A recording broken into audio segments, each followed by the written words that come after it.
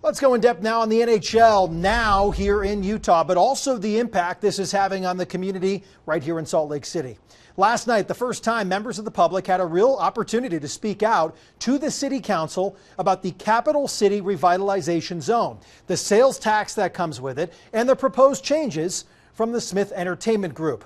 Here's SEG executive Mike Mon, who's principal for the Downtown Revitalization Project. This is from last night's meeting.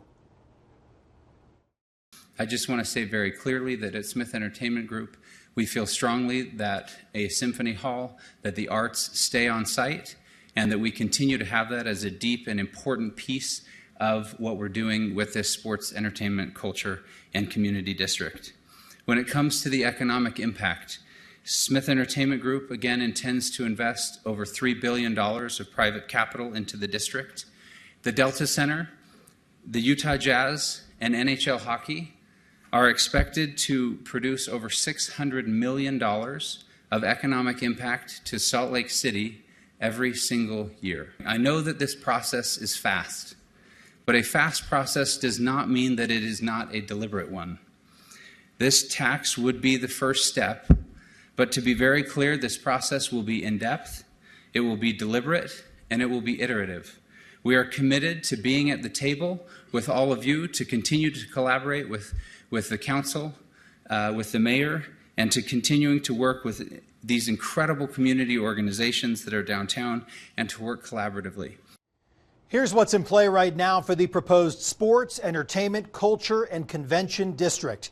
The tax would be a citywide sales tax increase of 0.5%, which, if approved, would raise the current sales tax from 7.75% to 8.25%.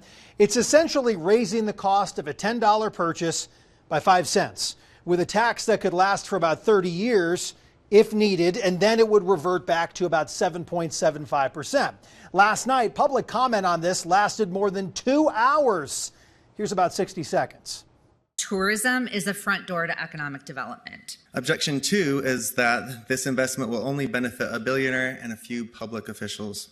My response to this is that people are failing to see that a strong downtown not only benefits a city, but the entire region. The Japanese American community, the Salt Lake Buddhist Temple, Japanese Church of Christ, the multi-ethnic high-rise, and the Asian Association will be impacted by this project and will hopefully benefit from it as well.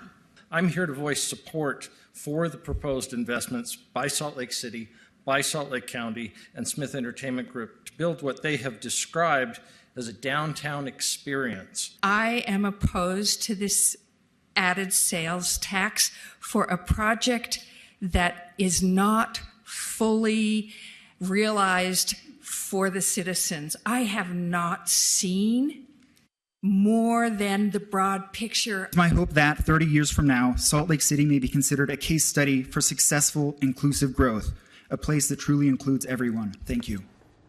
70 people wanted to speak last night. There's the potential for more public comment to be taken on this in the near future. The city council would have to approve this, and the agreement would then be sent to the State Revitalization Zone Committee. That has to be done by September 1st. There's also a zoning amendment filed by the Smith Entertainment Group, which would modify zoning standards within this proposed district. That discussion will be held on June 12th for consideration later this summer.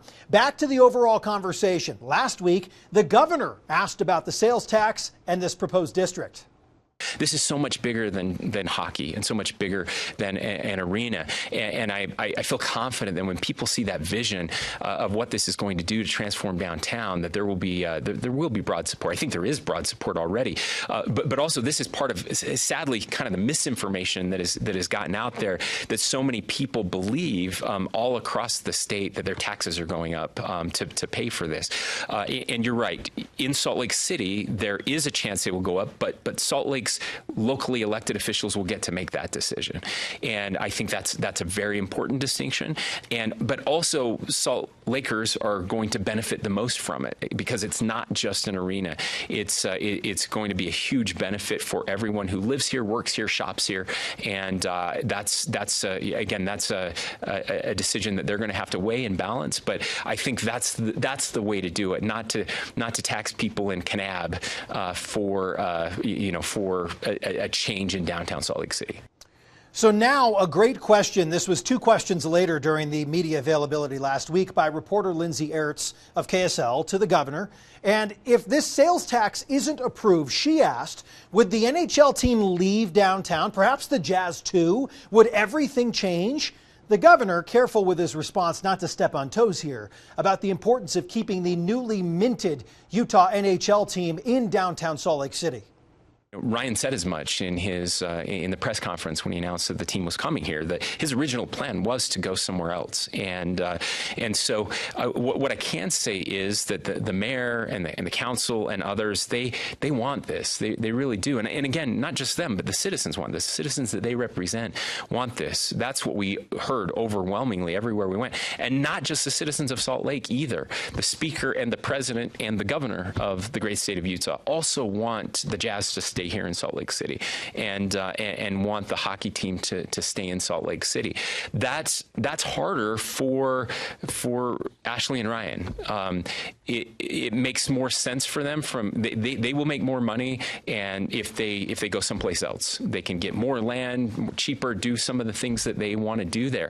So this was a real sacrifice for them to say, okay, we're going to make less money. We believe in this state. We believe in this city, and we want this city to thrive. And so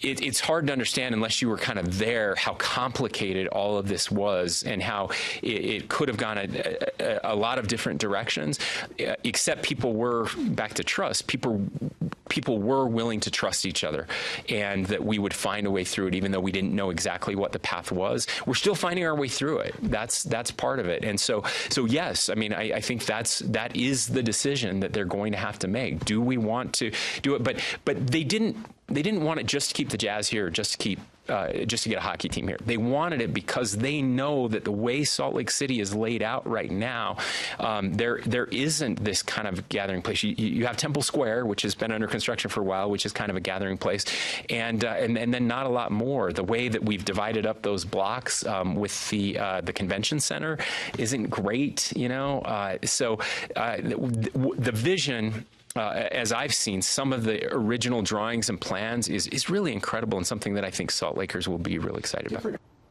Well, speaking of potential positives and excitement, last week I spoke with Utah's goaltender, presumably our starting goaltender at this point, Connor Ingram. We spoke about a lot of things, but here's what he recalled from when the team got off the plane to check out Salt Lake City.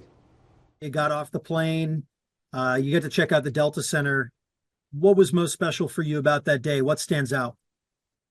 I think just the level of care. I've played in the NHL for 2 years, and I've never seen a building like that. It's every home game I've ever played has had 4,000 people in it. So to see an arena full, whether you're playing or not, is still pretty cool. And that stuck out for me was just how many people were there just to see us. There's nothing going on really, but they wanted to be there and they wanted to support us, and that was pretty cool. I'm trying to figure out how many guys on this roster play the game of golf, because all of them mention it at some point. I'm just curious. If you'd like to learn more about Connor Ingram, winner of the Masterton Trophy, which is why we spoke last week, but we also talked about a lot of things. Check out the article I wrote from our conversation. You can search his name on our website or get to know Connor Ingram. It'll take you there. I also have the full conversation on my YouTube page, so head over there and check it out. Today is the last day that you can vote in the first round of the official NHL Utah name survey. And here at KUTV2 News, we've been keeping a close eye on our very own unofficial poll. So let's pull it up on your screen. Here's how things shake out right now. I wish I knew what the amount of these votes, the percentage led to how many of the votes, because I'm also fascinated by that. But if we look at the percentage here, out of the 20 names that were rolled out by Smith Entertainment Group. This is the one, according to our unofficial poll, that we're most interested in terms of people that want to name this team or have a hand in naming it. At the end of the day, by the way, Smith Entertainment Group will name the team. That is well known at this point, but at least you get to play along with this. The Yeti still holding it down. Notice there's no S there, guys. We live in a state where the S is thrown on too many things when it's not the case. Utah Yeti, 37%. Utah Outlaws with an S, 27%. The Blizzard, 26%. The Mammoth, not holding strong right now at 10%.